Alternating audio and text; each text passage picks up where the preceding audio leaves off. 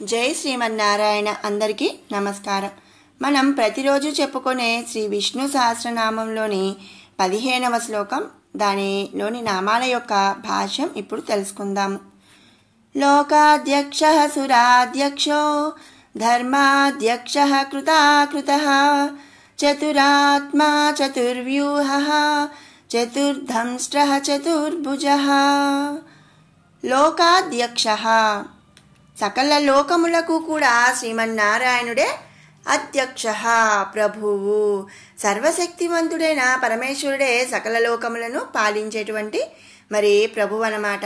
పాలిస్తూ రక్షిస్తున్నాడు కనుక ఈ లోకమునకు అతడే అధిపతి. కాబట్టి శ్రీమన్నారాయణుడిని మనం ఇక్కడ లోకాధ్యక్ష అనే నామంతో మనం స్తుతించుకుంటున్నాము. తర్వాత నామం సురాధ్యక్ష. సురులు అంటే దేవతలు. వీరు సురాపానమును చేసిన వారు, అంటే అమృతమును సేవించిన వారు అనమాట. దేవ, యక్ష, గంధర్వ వంటి శాఖలు కలవారనమాట. ఇటువంటి వారందరికీ సకల లోక ప్రభువైనటువంటి శ్రీమన్నారాయణుడే ప్రభువు. బ్రహ్మాది మొదలగు సకల దేవగణములకు కూడా పరమేశ్వరుడే ప్రభువు అనమాట. కాబట్టి మనం ఆ పరమాత్మను సురాధ్యక్ష అనే నామముతో స్తుతించుకుంటున్నాము. తర్వాత నామం ధర్మాధ్యక్ష. ధర్మస్వరూపుడు, ధర్మాలన్నిటికీ కూడా ఆయనే ప్రభు అన్నమాట. జ్ఞానస్వరూపుడైన శ్రీమన్నారాయణుడే లోకమునందు కల సకల ధర్మములకు కూడా ప్రభువు అని చెప్పి ఇక్కడ అర్థం. ఇంతకు ముందు నామాల్లో మనం చెప్పుకున్నట్టు బ్రహ్మాది దేవతలు, ఈ సకల జగత్తులోని 84 కోట్ల జీవరాశుల్లో కూడా ఒక పుట్ట, చెట్టు, మట్టి ఇట్లా ప్రతి దాంట్లో కూడా అంతర్యామిగా ఆ పరమాత్ముడు ఉన్నాడు. కాబట్టి మనం చెప్పుకున్న విధంగా ఏంటి అంటే ప్రతిదానికి కూడా ఆయనే అధ్యక్షుడు అనమాట. తర్వాత నామం కృతాకృత. కృతము అంటే ఐహిక శుభములనిచ్చే ప్రవృత్తి ధర్మము. అకృతము అంటే నిత్యమైన పరసుఖములను కలిగించే వృత్తి ధర్మము. ఈ 2 ధర్మములను కలిగి ఉన్నవాడు పరమేశ్వరుడు. తన భక్తులకు ఐహిక సుఖములను, పరసుఖమైన పరమపరమును కూడా ప్రసాదించే బ్రహ్మానంద స్వరూపుడు ఆ పరమాత్మ. కాబట్టి శ్రీమన్నారాయణుడిని మనం ఇక్కడ కృతాకృత అనే నామముతో స్తుతించుకుంటున్నాము. తర్వాత నామం చతురాత్మ. పరమాత్ముడు సృష్టి, స్థితి, లయ అందు చతురాంశ అంటే 4 అంశాల యొక్క సంభూతుడు. సృష్టి అందు పరమాత్ముడు రజోగుణ ప్రధానుడు. ఈ గుణమందు 4 అంశాలు ఉన్నాయి. అవేంటి అంటే సృష్టి నందు రజోగుణ ప్రధానుడైన 4 అంశాలను కలిగి ఉన్నవాడు పరమాత్మ. మొదటి అంశ అవ్యక్త స్వరూపం, అంటే పరబ్రహ్మ స్వరూపం అన్నమాట. 2వ అంశ ప్రజాపతులు, ఇక 3వ అంశ కాలము, 4వ అంశ సృష్టి, అంటే సర్వభూతములకు మూలం ఈ సృష్టి. ఈ సకల లోకముల స్థితి నందు కూడా 4 అంశాలు కలిగి ఉంటాడు. అవి ఏంటి అంటే మొదటి అంశ శ్రీ మహావిష్ణువు, అవ్యక్త స్వరూపం, పరబ్రహ్మ స్వరూపం శ్రీ మహావిష్ణువు. 2వది ప్రజాపతులు, మనువులు. ఆ మనువుల నుంచే మన మనుష్యులనే వాళ్ళు, మన జీవకోటి అనేది వచ్చిందనమాట. తర్వాత 3వ అంశ కాలము, ఇక్కడ కూడా కాలమే. ఇక 4వ అంశ సృష్టి, అంటే లోక పాలన అన్నమాట. ఇలా 4 అంశాలుగా ఉన్నాడు. ఇక లయమునందు కూడా పరమాత్మ తమోగుణ ప్రధానుడు. ఈ 4 అంశాలు కూడా గుణముల నందు 4 అంశాలు ఉన్నాయి.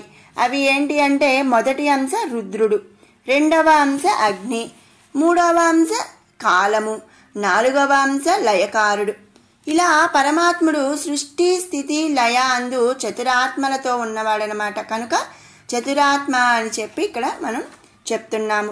చూడండి, సృష్టి అంటే సృష్టిలో సృష్టించేటప్పుడు ఇలా 4 అంశాలు ఉంటాయి. అవ్యక్త స్వరూపమైన పరబ్రహ్మ, అతని నుంచి ప్రజాపతులు, కాలము, తర్వాత సకల సృష్టి కూడా. ఆ తర్వాత స్థితి నందు కూడా శ్రీ మహావిష్ణువు, మనువులు, కాలము, లోకపాలన. స్థితి అంటేనే పాలన కదండి, లోకపాలన. ఇలా ఇక్కడ 4 అంశాలు ఉన్నాయి. ఇక 3వదైన లయము కూడా, లయములో కూడా రుద్రుడు, అగ్ని, కాలము, లయకారుడు అని 4 అంశాలు ఇక్కడ ఇట్లా ఉన్నాయి అన్నమాట. అంటే సృష్టి స్థితి లయ మూడిట్లో కూడా చతురాత్మలతో ఉన్నవాడు కాబట్టి చతురాత్మ అనే నామంతో మనం పరమాత్మను స్తుతించుకుంటున్నాము. తర్వాత నామం చతుర్వ్యూహ.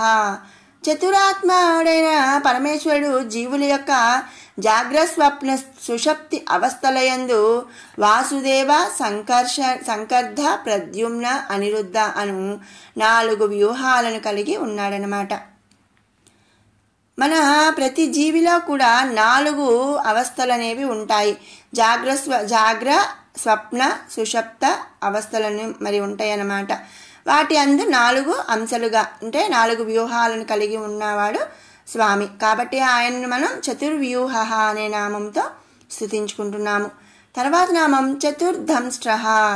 చతురాత్ముడు చతుర్వ్యూహుడు అయినటువంటి పరమేశ్వరుడు 4 వేదములు, 4 పురుషార్థములు, 4 ఆత్మలు, 4 వ్యూహములు అనే 4 కోరికలను కలిగిన వాడనమాట. ఈ 4 కోరికలు చతుర్ధంష్ట్ర. మరి చతుర ఆత్మలు, 4 వేదములు, 4 పురుషార్థములు, 4 వ్యూహాలు, ఇలా 4 కోరికలు అనమాట. అందుకనే ఆ స్వామిని చతుర్ధంష్ట్ర అనే నామంతో మనం స్తుతించుకుంటున్నాము. తర్వాత నామం చతుర్భుజ. 4 భుజములు కలవాడు. ఆ భుజములు విశ్వమంతా వ్యాపించినటువంటి విశాలమైనవి. బ్రహ్మాది మొదలగు దేవతల చేత వరములు పొందిన అరివీర భయంకరులైన రాక్షసులను సైతం సంహరించగలిగినటువంటి బలమైన భుజాలన్నమాట. తన అందు అమితమైనటువంటి నమ్మకమును భక్తిని కనపరిచిన భక్తులను సంసార భవసాగరము నుండి దాటించగల శక్తి సంపన్నమైనవి ఆ భుజములు. కాబట్టి స్వామివారికి 4 భుజములు ఉన్నాయి. కాబట్టి ఇక్కడ మనం స్వామిని చతుర్భుజ అనే నామముతో స్తుతించుకుంటున్నాము. ఇది 15వ శ్లోకం, అందులోని నామాల యొక్క భాష్యం. ఇప్పుడు 11 నుంచి 20 శ్లోకాల వరకు కూడా ఒక్కసారి పారాయణ చేసుకుందాము. ఇప్పుడు 11వ శ్లోకం నుంచి మనం పారాయణ చేద్దాం. అజ సర్వేశ్వర సిద్ధ సిద్ధి సర్వాదిరచ్యుత వృషా కపిరమేయాత్మా సర్వయోగ వినిశ్రుత వసుర్వసుమనా సత్యః సమాత్మా సంమిత సమః అమోఘః పుండరీకాక్షో వృషకర్మా వృషాకృతిః రుద్రో బహుశిరా బభ్రుః విశ్వయోనిః శుచిస్రవాః అమృతః శాశ్వతః స్థాణుః వరారోహో మహాతపాః సర్వగ సర్వవిద్భానుః విశ్వక్సేనో జనార్దనః వేదో వేదవిదవ్యంగో వేదాంగో వేదవిత్కవిః లోకాధ్యక్షః సురాధ్యక్షో ధర్మాధ్యక్షః కృతాకృతః చతురాత్మా చతుర్వ్యూహః చతుర్ధంష్ట్రశ్చతుర్భుజः బ్రాజిష్ణుర్భోజనం భోక్తా సహిష్ణుర్జగదాదిజः అనఘో విజయో జేత విశ్వయోనిః పునర్వసుః ఉపేంద్రో భావనః ప్రాంశుః అమోఘః శుచిరూర్జితः అతీంద్రః సంగ్రహः సర్గో ధృతాత్మా నియమో యమః వేద్యో వైద్యః సదా యోగి వీరః మాధవో మధుః అతీంద్రియో మహామాయో మహోత్సాహో మహాబలః మహాబుద్ధిర్మహావీర్యో మహాశక్తిర్మహాద్యుతిః అనిర్దేశ్య వపుః శ్రీమాన్ అమేయాత్మా మహాద్రిదృక్ మహేశ్వాసో మహీభర్త శ్రీనివాసః సతాంగతిః అనిరుద్ధః సురానందో గోవిందో గోవిదాంపతిః. మరొకసారి మనం తెలుసుకుందామండి.